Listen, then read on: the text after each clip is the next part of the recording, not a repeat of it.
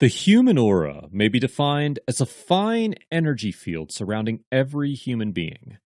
It's an oval-shaped nebula encircling the body. It extends 2 to 3 feet in all directions from the body.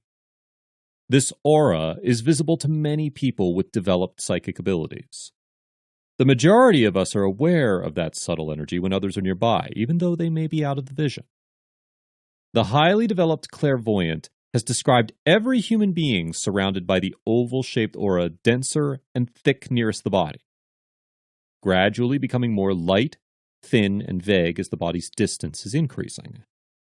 The aura is seen as a glowing cloud, a flame, deep and dense around the center, progressively shading into indistinctness approaching the edges.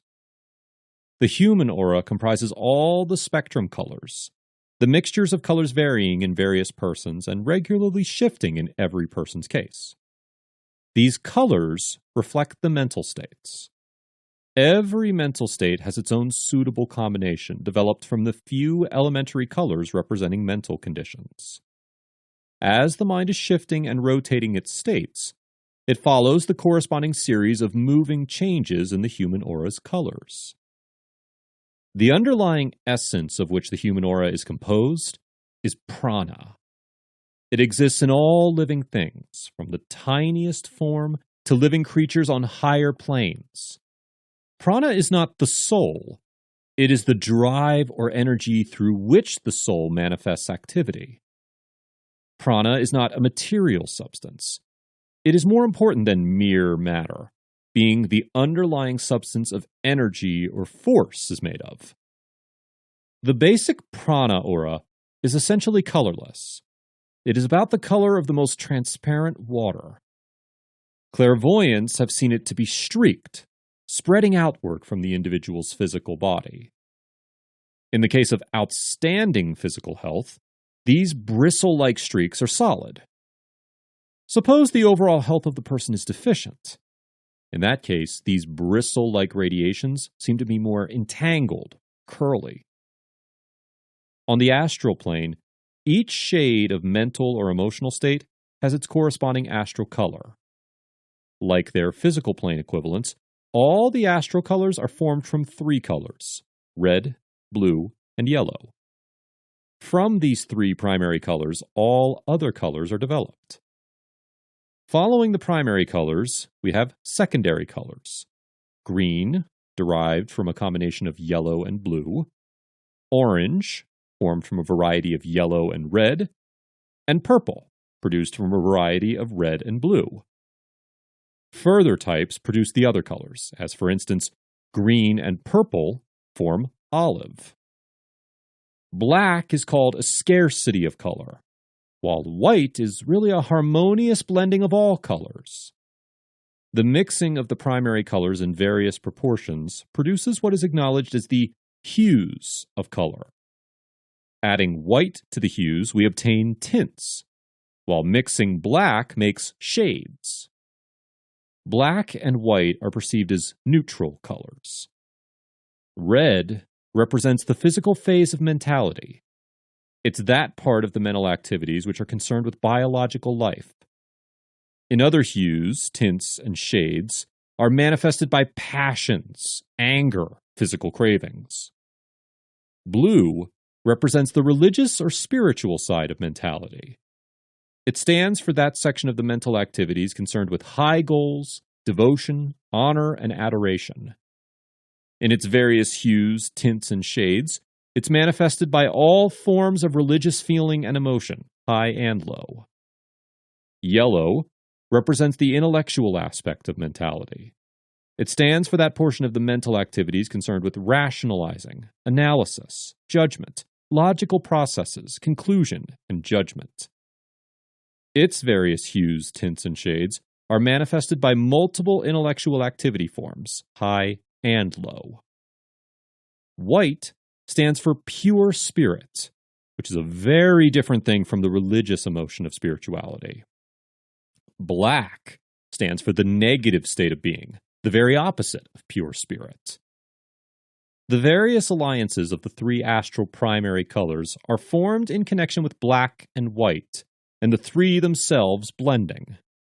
Nevertheless, the combinations and blending of the astral colors are limitless and present an almost inexhaustible variety. In some cases, black clouds cover the bright colors beneath, and then darken the intense glow of color, just as is often seen in the case of a physical fire. We find great displays of bright yellow or red flaring across the aura field, showing unrest or the conflict of intellect and passion. The red group of astral colors seen in the human aura shows a bright red shade, similar to arterial blood as it leaves the heart. This shade indicates health, life force, vitality, and potency, in pure and untainted form in the aura. The aura of a healthy, strong child reveals this shade of color very evidently and powerfully. Strong, pure, natural emotions, such as friendship, love, and companionship. Love of physical exercise and health is manifested by a clear, pure shade of red. When these feelings become tainted with greed, low motives, and many more, the shade becomes darker and duller. Love of lack of companionship, unclean sports, or self-centered games produces an unpleasant, dirty red shade. A shade of red very near to ruby is the astral color of love. Still, the tint and shade vary significantly according to the nature of this form of emotional feeling. It is a very high form of love that seeks the good of the loved one rather than the satisfaction of oneself, manifesting itself as a beautiful rose tint, one of the most pleasing of the astral tints. Descending in the scale, we find the crimson shade becoming darker and duller until we descend to the plane of impure, sensual, coarse passion, manifesting an ugly, dull, muddy crimson of a repulsive appearance. A particular series of red shades are those manifesting anger in its various forms, from the vivid scarlet flashes of anger color, arising from what may be called righteous indignation, down the scale to the ugly flashes of deep, dull red betokening rage and uncontrolled passion. The red of anger generally shows itself in flashes or great leaping flames, often accompanied by a black background, in the case of malicious hate, or by a dirty greenish background when the rage arises from jealousy or envy. The color of avarice is a repulsive combination of dull, dark red and a messy, ugly green. In the yellow group of astral colors seen in the human aura, we find as many varieties as we do in the red group. Yellow, signifying intellect, has many degrees of shade and tint and many degrees of clarity. An attractive shade in this group is orange, which represents different forms of pride of intellect, intellectual enthusiasm, and love of dominance by will. The greater degree of red in the astral orange color, the greater the relationship with the physical or animal nature. Pride and love of power over others have much red in their astral color. In contrast, love of intellectual ability has much less red in its composition. Pure intellectual achievement, and the love of the same, is manifested by a lovely clear golden yellow. Great teachers often have this so strongly in evidence that, at times, their students have glimpses of a golden halo around the head of the teacher. Teachers of great spirituality have this nimbus of gold and yellow, firmly in evidence, with a border of beautiful blue tint. The green group is peculiar, consisting of numerous combinations of blues and yellows, tinted and shaded by white or black. Green shade arises from the spiritual blue and the intellectual yellow. This is one of the most mysterious points in the whole subject of the astral colors. Green lies in the center of the astral spectrum, and is a balance between the two extremes. It is also influenced by these two extremes in a startling manner. A particular restful green signifies love of nature, out-of-door life, travel in the country, etc. It also somewhat differs in tint and the love of home scenes. A clear, beautiful, lighter tint of green symbolizes what may be called sympathy, unselfish emotion, and charity. Illustrating variety in this group of astral colors, another shade of green shows intellectual sensitivity of others' views. Growing duller indicates judgment, diplomacy. There is an ugly slate-colored green suggesting low, tricky deceit. This is a prevalent shade in the average aura's colors, I'm sorry to say. Finally, a particularly ugly, muddy, murky green indicates jealousy and kindred feelings, envious malice, etc. The blue group. This exciting group of astral colors represents the varying forms and degrees of religious emotion, spirituality, etc. The highest state of spiritual religious feeling and thought is represented by a beautiful, rich, clear, violent tint. In contrast, the lower and more gross phases of religious emotion and thought are expressed by the darker and duller hues, pigments, and shades, until deep dark indigo is reached, unusually dark that it can hardly be distinguished from a bluish black. High spiritual feelings, true spiritual unfoldment, are symbolized by a remarkably clear light blue of an unusual tint, something similar to the sky's clear light blue on a relaxed autumn afternoon just before sunset. Even when we witness an approach to this color in nature, we are inspired by an uplifting feeling, as if we were in the presence of higher things. So true is the intuition regarding these things. Morality of a high degree is indicated by a series of beautiful shades of blue, always of a clear, uplifting tint. Religious feeling ruled by fear is characterized by a shadow of bluish gray.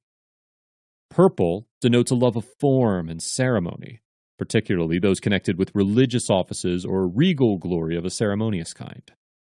Purple, naturally, was chosen as the royal color in the olden days. The brown group of astral colors represents the desire for gain and accumulation, ranging from the clear brown of industrious accumulation to murky dull browns of miserliness, greed, and avarice.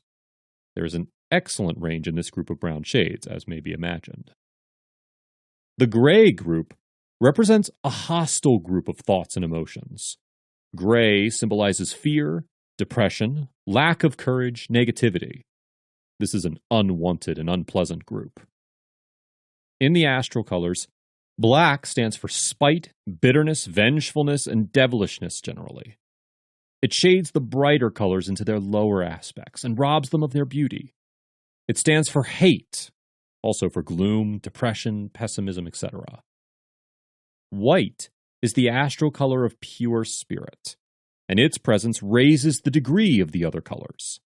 In fact, the perception of the highest degree of being known to the most advanced occultist is manifested to the highest adepts and masters in the form of the great white light, which transcends any light ever witnessed by the sight of the man on the either physical or astral plane, for it belongs to a plane higher than either, and is absolute rather than a relative white.